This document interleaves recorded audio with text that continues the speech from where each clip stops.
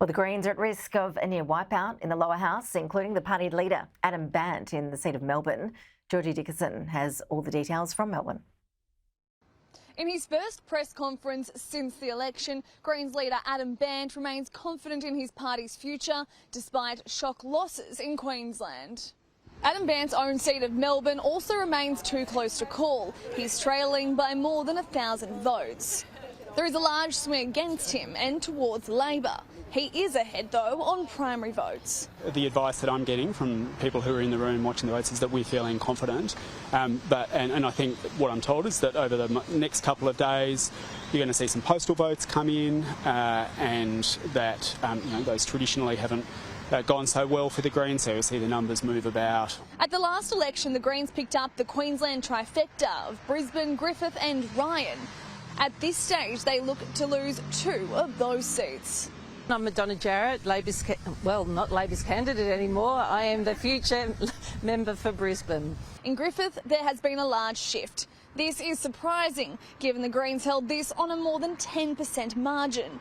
Max Chandler-Mather will lose this seat to Labor, and in Ryan, it is expected the Greens will hold on. The coalition is currently winning on primary votes. Despite these losses in the lower house, the Greens are expecting to retain all of their 11 seats in the Senate.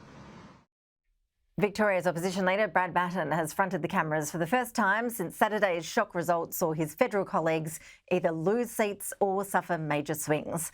The results across metropolitan Melbourne have prompted the state premier, Jacinta Allan, to continue celebrations for Labor by focusing on infrastructure. Our Victorian political reporter Simon Love explains.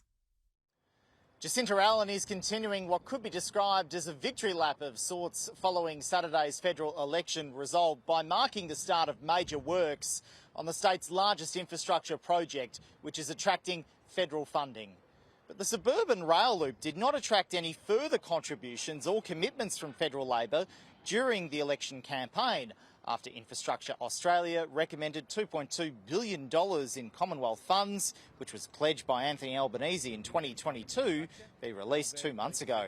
Instead, both leaders pledged further funds to the airport rail project. We can do both, and we are doing both. Jacinta Allan says she's been in touch with the Prime Minister.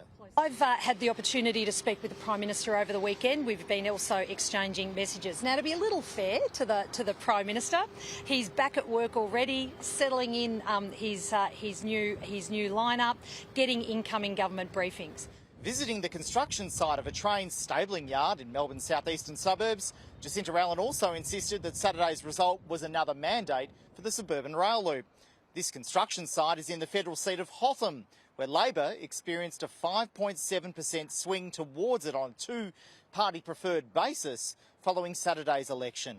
When Victorians had a choice, when Victorians in places like Menzies, like Deakin, like Aston, when they were presented with a choice that alongside all the fear and division that they were peddling, we're going to cut the suburban rail loop. The Labor Party have an opportunity to end SRL today, and if they don't, when we get to the next election, we'll see where the figures are.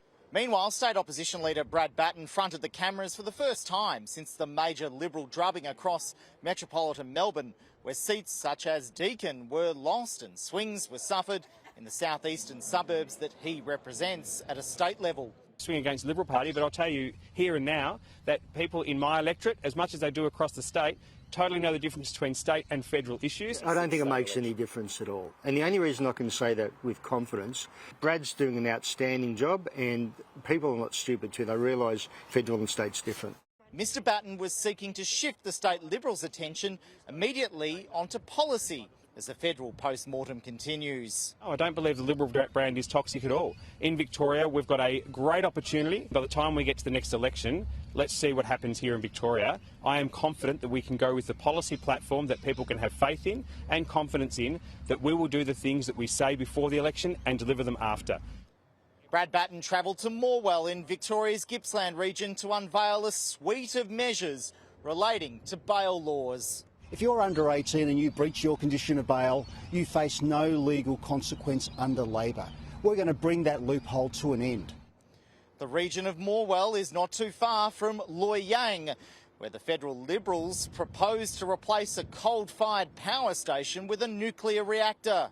And I'm 572 days away and starting our policy platform rollout, including what we're going to be doing when it comes to crime here in Victoria. Energy, infrastructure and crime are emerging as major issues here in Victoria following Saturday's federal election result, ahead of a state budget due to be handed down in a fortnight's time and the next state election, which is slated to take place in November next year.